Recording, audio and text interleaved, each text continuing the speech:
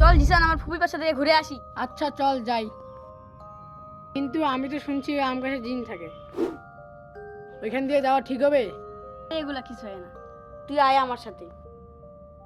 এখন তো 2টা বাজে, আমার তো এখানে যেতে ভয় করতেছি।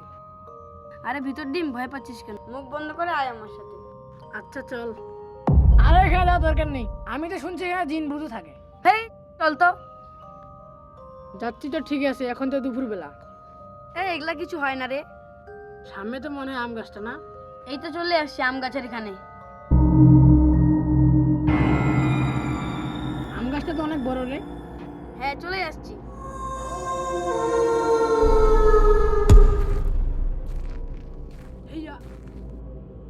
ইস রে, এই জায়গাটা আমার কেমন লাগতেছে, তাড়াতাড়ি এখান থেকে যেতে হবে।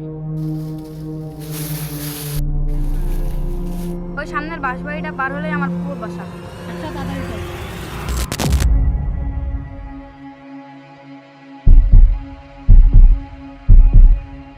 সাদাব, সাদাব, কোথায় রে সাদাব? এসব কারণে আমি আসতেছি।